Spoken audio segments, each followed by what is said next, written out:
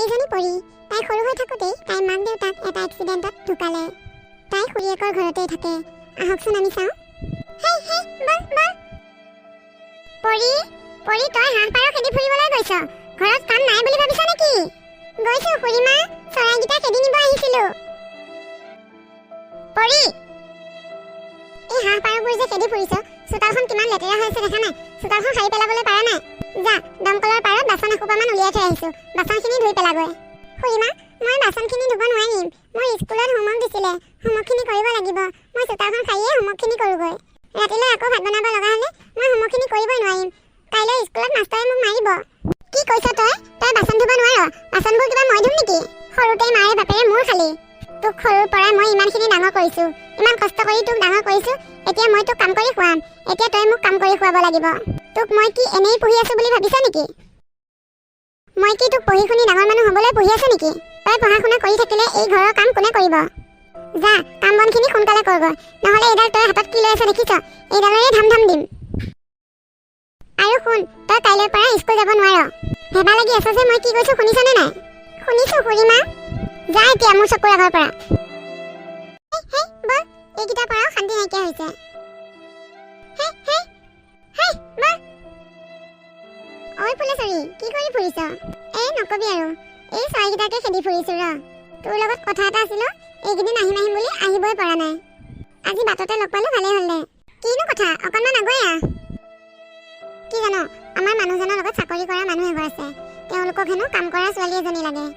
তই যে কৈ আছিলি বহুদিনৰ পৰা পৰীক তেনেকুৱা মানুহ পালে থ'ম বুলি, এতিয়া থবি নেকি? অঁ হয় নেকি? থ'ম থ'ম, কিয় নথ'ম? মই বহুত দিনৰ পৰাই বিচাৰি আছিলোঁ। তই নহ'লে মানুহজনীৰ লগত ভালদৰে কথা বতৰা পাতি চাবি, কেনেকুৱা পাওঁ। কথা চথানো কি পাতিব লাগে, তাই কাম কৰিব। মাহত পইচাকেইটা মোৰ হাতত দিলেই হ'ল। তথাপিও মই এড্ৰেছটো দিম, তই বাৰু মানুহ ঘৰলৈ গৈ কথাটো পাতি চাবি। দে দে হ'ব দে, ভালেই হ'ব। পৰি তই মই কাইলৈ টাউনলৈ যাম, তই ওলাবিচোন। খুৰীমা, টাউনলৈ কিয় যোৱা? তই ইমানবোৰ কথা জানিব নালাগে, খালি মই ওলাব কৈছোঁ, ওলাবি। খুৰীমা, তুমি নক'লেও মই বুজি পাইছোঁ। তোমাক যে তেতিয়া বৰমাই কথাকেইটা কৈ আছিল, মই শুনিছোঁ নহয়। খুৰীমা, মোৰ পঢ়িবলৈ বৰ মন আছে। মই কলৈকো নাযাওঁ, মই ইয়াতেই থাকিম। মই কলৈকো নাযাওঁ। কোনে খুৱাব, কোনে পঢ়িব তোক ইয়াত? মই ওলাব কৈছোঁ, খালি ওলাবি। হে ভগৱান, তুমি মোক মা দেউতাৰ ওচৰলৈ লৈ যোৱা। মা দেউতাক তুমি মোৰ পৰা ইমান দূৰলৈ পঠিয়াইছা, মই এতিয়া মা দেউতাক বিচাৰি থাকিলেও নেপাওঁ। বাইদেউ, আপোনালোকক হেনো কাম কৰা মানুহ দৰকাৰ হৈছিলে? দৰকাৰ হৈছিল, কিন্তু তোমাৰ দৰে বোৱাৰী নহয়, মোক এজনী ছোৱালীহে দৰকাৰ হৈছিল। বাইদেউ, মই নহয়, এই ছোৱালীজনী, এইজনী মোৰেই ছোৱালী। মই ভাবিছোঁ তাইকে আপোনালোকৰ ঘৰত থাকিবলৈ দিওঁ। তাই ঘৰৰ সকলোবোৰ কাম কৰিব পাৰেনে?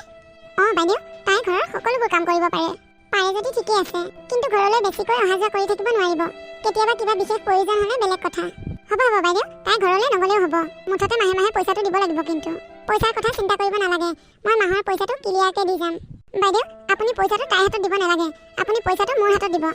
ঠিক আছে, মই বাৰু পইচাটো আপোনাৰ হাততেই দিম। এতিয়া আপুনি যাব পাৰে। ঠিক আছে বাইদেউ। ঐ ছোৱালী, যাচোন, তই মোৰ কাৰণে ধুনীয়াকৈ চাহ একাপ বনাই আন। অঁ ৰ, তই আমাৰ ঘৰত কি কি কাম কৰিব লাগিব মই তোক কৈ দিওঁ। তই ৰাতিপুৱা সোনকালে উঠি চোতালখন সাৰিব লাগিব আগফালে, পিছফালে নৰাটো চাফা কৰিব লাগিব। তাৰপিছত তই গা ধুই আহি ৰুমকেইটা মুচিব লাগিব। ৰুমকেইটা মুচি উঠি তই পাকঘৰত সোমাব লাগিব। পাকঘৰত আমাৰ কাৰণে খোৱা বস্তুবিলাক বনাব লাগিব। খোৱা বস্তুবোৰ বনাই তই টেবুলত থবি, আমি নিজে নিজে লৈ খাম। তাৰপিছত তই আমাৰ কাপোৰবোৰ ধুব লাগিব। কাপোৰ ধুই উঠি তই আকৌ গা ধুব লাগিব। গা ধুই উঠি তই তেতিয়া ভাত খাবলৈ পাৰিবি। পাৰিবিনে নোৱাৰ তই এইখিনি কাম কৰিবলৈ? বাইদেউ, মই আজিলৈ ইমান কাম কৰি পোৱা নাই, তথাপিও কৰিবলৈ চেষ্টা কৰিম। পৰি, তই আজি 8টা বাজিলৈ উঠা নাই যে, কিয় শুই আছ? এতিয়ালৈ একো কামেই হোৱা নাই, কেতিয়া কাম কৰিবি তই? উঠিছ? বাইদেউ, মোৰ আজি বৰ জ্বৰ উঠিছে, মই চকুকেইটা মেলিবই পৰা নাই। সেইবোৰ বাহানা কৰিব নালাগে, তই আজিকালি বহুত বাহানা কৰি থকা হলি। নহয় বাইদেউ, মই সঁচাকৈ কৈছোঁ, মোৰ আজি গাটো একেবাৰে ভাল নহয়। তই গাভৰু হোৱাৰ পৰা তোক পিতা নাই যে, তই সেইকাৰণে বাহানা কৰিছ। ৰছী এডাল লৈ আহোঁ, লাঠি এডালো লৈ আহোঁ, আজি তোক বান্ধি বান্ধি কোবাম। হে ভগৱান, বাইদেউ নহাৰ আগতে মই ইয়াৰ পৰা যেনে তেনে পলাব লাগে। আগতে সৰু হৈ আছিলোঁ কাৰণে পিঠিখন পাতি দিছিলোঁ, একো চিনি জানি নেপাওঁ। এতিয়াতো মই সকলোবোৰ ৰাস্তা চিনি পাওঁ, মই ইয়াৰ পৰা পলাওঁ। মই এনেকৈ লোকক পিঠিখন পাতি দি থকা একো দৰকাৰ নাই। হাত দুখন আছে যেতিয়া ক'ৰবাত কিবা এটা কৰি খাব পাৰিম। মূৰটো বৰ ঘূৰাইছে, কিন্তু ইয়াত ৰখি থাকিলে দেৰি হ'লে বাইদেউ পাই যাবহি।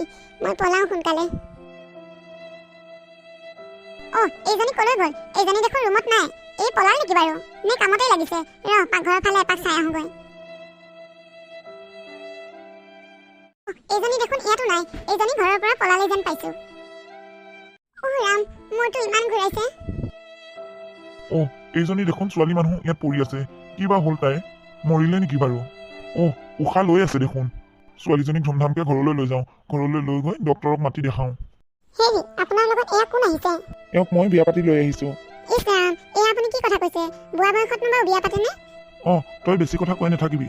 তইতো সন্তান জন্ম দিব নোৱাৰিলিয়ে। মই মোৰ ভাইটো ছোৱালীজনীকেই ডাঙৰ দীঘল কৰিছিলোঁ। তই তাইকো ঘৰত থাকিবলৈ নিদিলি। তই তাইক টকাৰ লোভত বেলেগৰ ঘৰত কামলা থলি।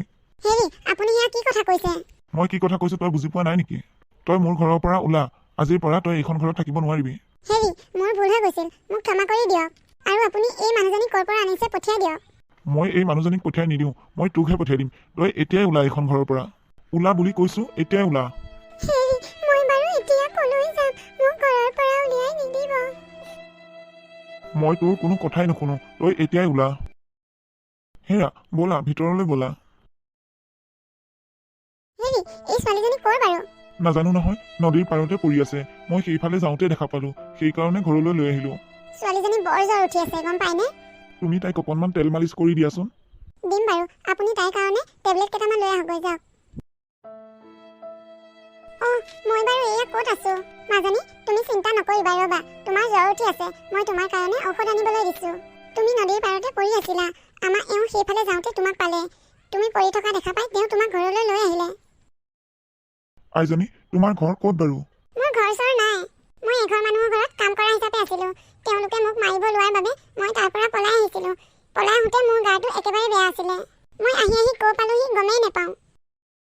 আই দেহি, ইমান ধুনীয়া ছোৱালীজনীকনো মাৰিবলৈ লয়নে? মা, দেউতা, তোমালোকলৈ এটা ভাল খবৰ আছে। কি খবৰ বাবা? তই যে একেবাৰে ৰাস্তাৰ পৰা চিঞৰি আহিছ। মা, মোৰ চাকৰি হৈছে। কি কৈছ বাবা, সঁচা নেকি? হেৰা, তুমিও যে কথা সোধা আৰু মিছা কথা ক'ব নেকি? মা, এওঁ কোন বিচনাত শুই আছে যে? বাবা, এওঁৱে আমাৰ ঘৰৰ লক্ষী। এওঁ আহি আজি আমাৰ ঘৰ সোমোৱাৰ লগতে তোমাৰ চাকৰি হৈছে। বাবা, তই যদি একো আপত্তি নকৰ, মই ভাবিছোঁ এওঁৰ লগতেই তোৰ বিয়াখন পাতি দিওঁ। কিন্তু দেউতা। কোনো কিন্তু নাই বাবা। মাজনী, তুমি কিবা আপত্তি কৰিবা নেকি? মই হৈছোঁ লোকৰ ঘৰত কাম কৰা ছোৱালী। মোক আপোনালোকে বোৱাৰী বুলি মানি ল'ব পাৰিব জানো? তুমি আগতে কোন আছিলা, কি আছিলা, সেইবোৰ কথা বাদ দিয়া। তুমি আজিৰ পৰা কোন হোৱা সেইটো কথা ভাবা। আপোনালোকৰ যদি কোনো আপত্তি নাই, মোৰ ক'বলগীয়া একো নাই।